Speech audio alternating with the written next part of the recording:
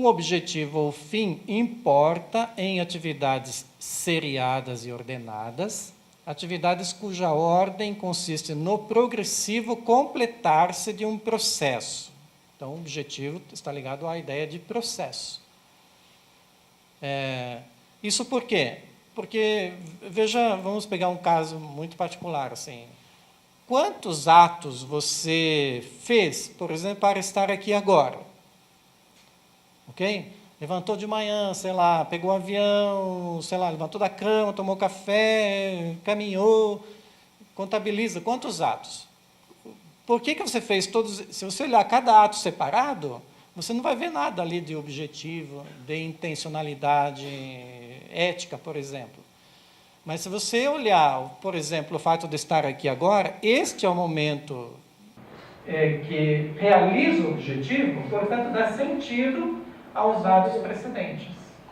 Então, por isso que está dizendo processo, né? A menina falou uma palavra muito importante, que é a ideia de continuidade. Então, a proposta aqui é a gente não ver os atos das pessoas como atos isolados, mas atos pertencentes ou decorrentes dentro de um processo. Talvez seja um pouco diferente se a gente olhar, por exemplo, para uma criança brincando. O ato dela de brincar é relativamente isolado, relativamente ou aparentemente isolado. À medida que a criança vai crescendo, nós, educadores, tentamos estabelecer continuidade ou processo nos atos. Por exemplo, o ato de brincar. Daí a mãe diz assim, bom, mas agora eu acho que a criança já consegue guardar o brinquedo. Mas agora acho que ela consegue brincar com outra criança. Então, vejo que você vai somando um ato com o outro e eles vão dando um processo. Então, essa ideia de processo é importante, ligando aqui a ideia de objetivo. Dada uma espécie de atividade que deva durar certo tempo e seja cumulativa, quer dizer, que haja memória, portanto, em seu desenvolvimento, no decurso desse tempo fim, o objetivo significa previsão do termo ou do possível resultado. Só completou o que falamos anteriormente, da ideia de processo e de fim. Vamos em frente. Ter um objetivo é dar significação aos atos, que acabamos de falar, e não proceder como máquina. Ok? Então, o ser humano tem um controle, tem uma reflexão, tem uma consciência que dá significação aos atos. É ter em mente, ter a intenção de fazer alguma coisa e compreender a significação das coisas à luz dessa intenção, dado pelo objetivo. Pode ir para o próximo.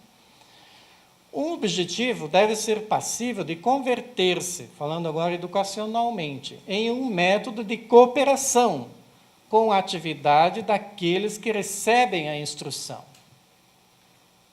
Ok? Eles transformam num método de cooperação com os alunos. Deve sugerir a espécie de meio necessário para a expansão e organização das suas aptidões. Ok?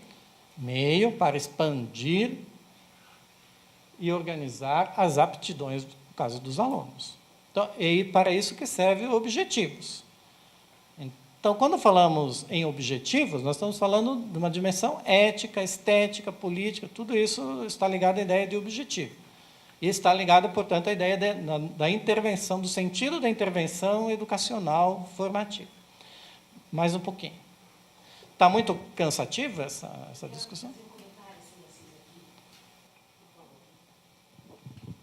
Nessa parte agora que o Darcy já acabou de falar para a gente, entra o movimento de suspensão e do quanto que a gente consegue investir na negociação das ideias na vivência da prática de projetos. Porque a gente está dizendo ali que intervir é agir com objetivo intencionalmente. E daí eu queria que você falasse um pouco mais, não sei se aqui ou na continuidade, que o agir é também pensar, né, Darcísio? Pensar, o pensar articula-se ao agir, né? Porque quando nós vamos amanhã apreciar o projeto de Criciúma, projeto da Horta de Criciúma, né, o PIS de Criciúma ali do 3º ano, tentando alinhavar. Está também no jeito de negociar as ideias, de suspender, de ora usar a lente da episteme, ora usar a lente da ética, ora usar a lente da estética. Há de se ter uma negociação para aprofundar, né? Como a gente está falando assim, cheguei aqui, mas veja o quanto que o processo lá, desde quando eu peguei o avião, levantei, acordei cedo para estar, como fez sentido agora, né? E a gente não sabe que, na velocidade como a gente faz as coisas com as crianças, se isso é possível perceber, né? Ou se a gente já quer chegar na ação, e logo. E quando fica na ação, daí a gente demora, e planeja um monte de coisa, e faz, e pinta e borda. Mas no antes, a gente vai ter que juntos entender esse antes. Porque está no antes. Está na fala da Sílvia, quando ela leu o Rubem Alves lá, no percurso, na caminhada, no trajeto, né? Você convida a gente a olhar para o trajeto também, né, Darcísio? Aqui é essencialmente pensar o trajeto, o percurso, a caminhada, né?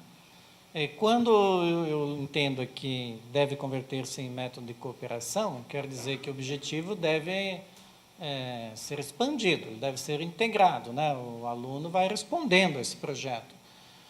Quer dizer, o objetivo não é, digamos assim, de cima para baixo, é que o objetivo ele deve ter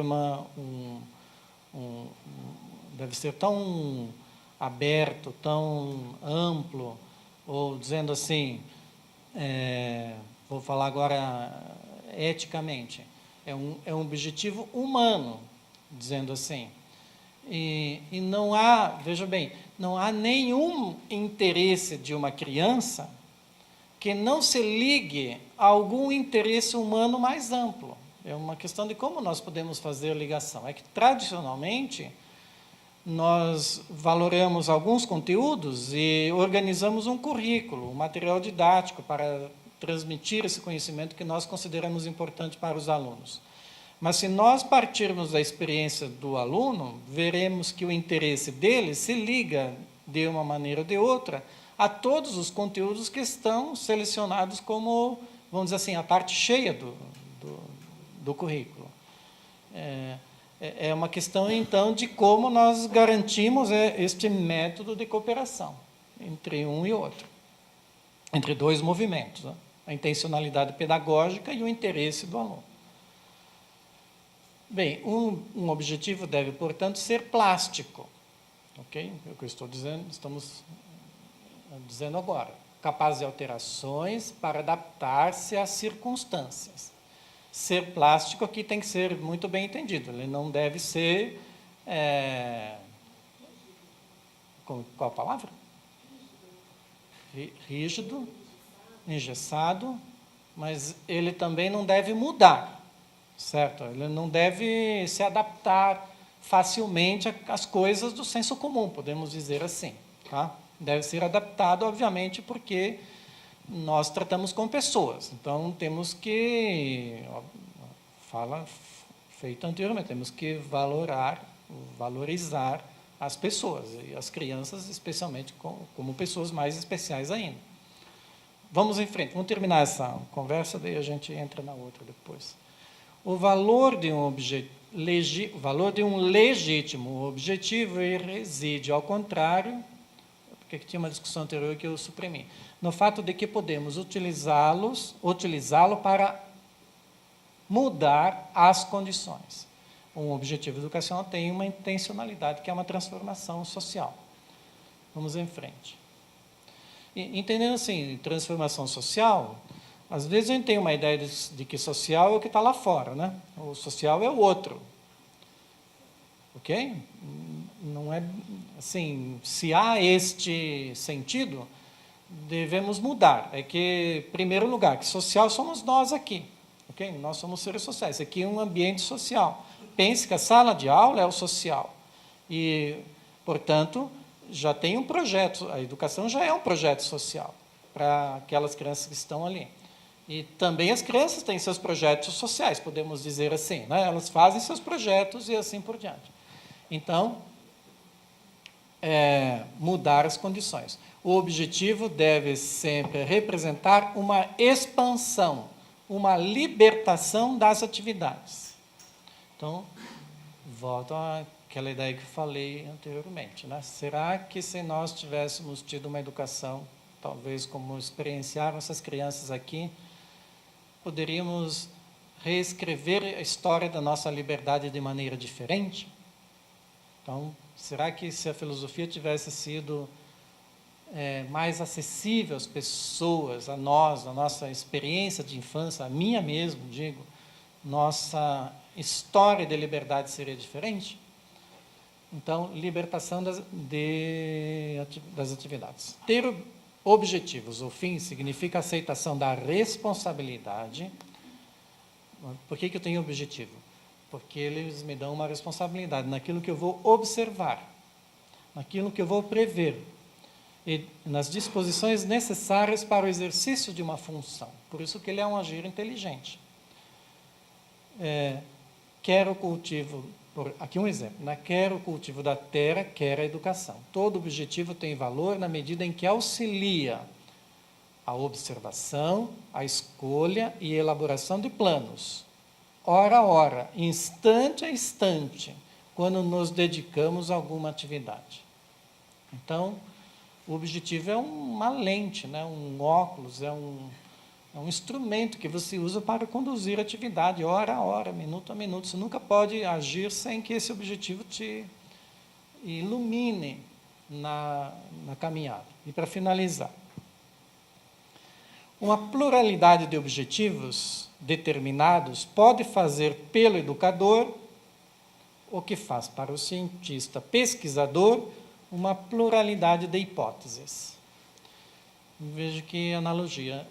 Assim como um pesquisador tem hipóteses, ele vai trabalhando no desenvolvimento dessas hipóteses, da mesma maneira, para o educador, funcionam os objetivos. Por que estamos falando, então, disso? Né? Porque nós temos muitos objetivos, né? Na verdade. Se formos olhar assim, a prática educativa, né, ela é enriquecida com os objetivos. Então, quanto mais clareza e mais força tiverem esses objetivos, possivelmente melhores condições de conduzir a educação nós temos.